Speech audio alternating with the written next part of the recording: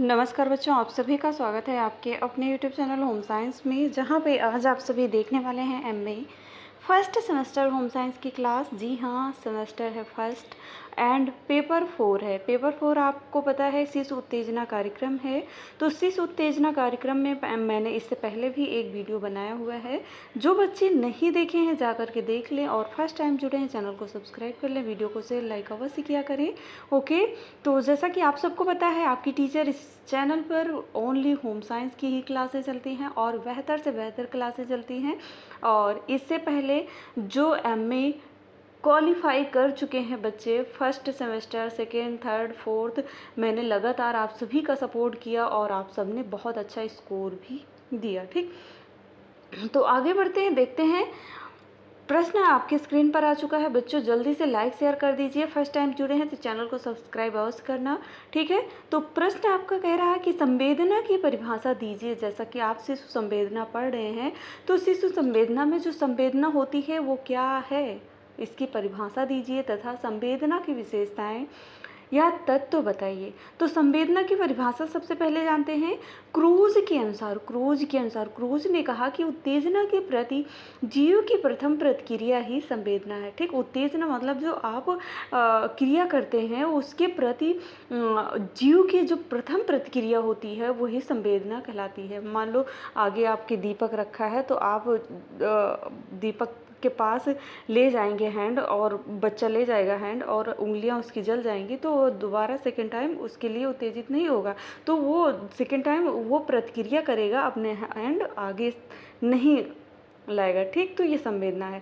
ठीक, संवेदना ये भी होता है क्रोध करना, प्यार दिखाना, रोना, हंसना, ये सब ही संवेदना के अंतर्गत आते हैं। ठीक, क्रूज के अनुसार बेटा याद रखना, मैं हमेशा बोलती हूँ राइटर का नाम जरूर याद कर लेना, और इनके अनुसार ये परिभाषा जरूर लिखना, ठीक है।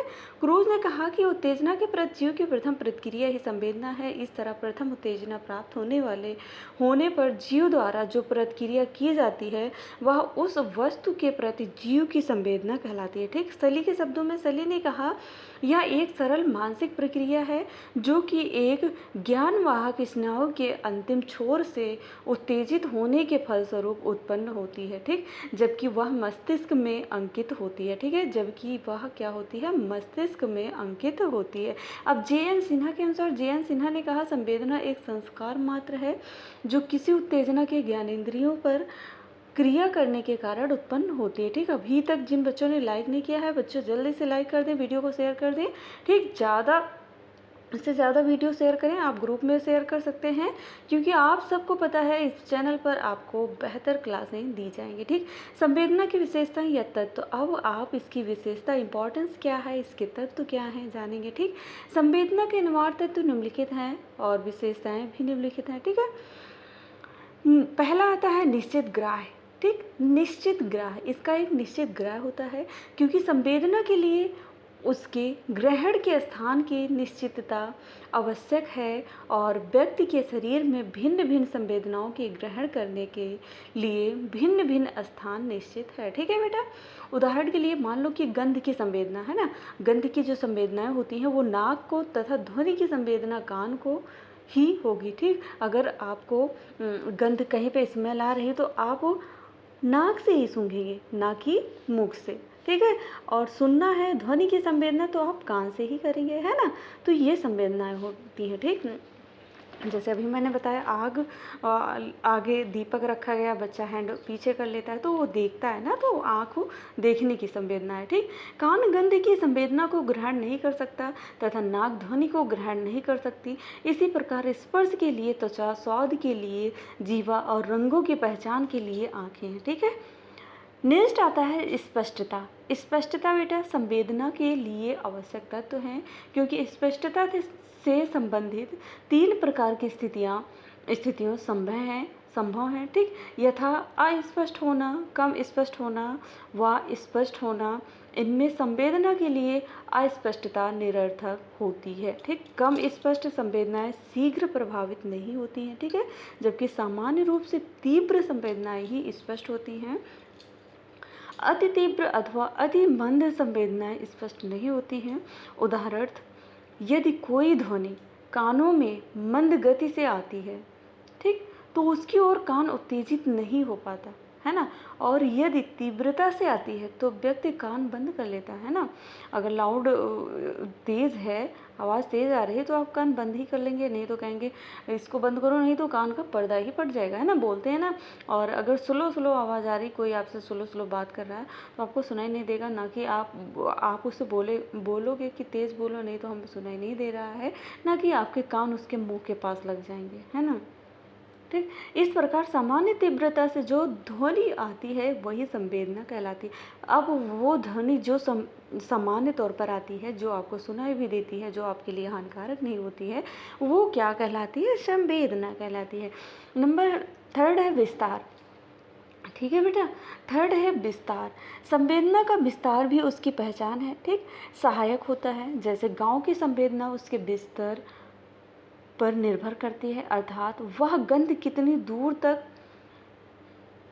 फैल सकती है, यह तत्व संवेदना के विस्तार के साथ व्यक्ति की ग्रहण शक्ति के ऊपर भी निर्भर करता है, ठीक। यथा घड़ेंद्रियाँ होती हैं, यहाँ पे ज्ञानेंद्रियाँ होंगी, उन पर के विकृत होने पर या विस्तार को ग्रहण करने की क्षमता व्यक्ति में न होने पर विस्तार की संवेदना नहीं हो सकती, ठीक है।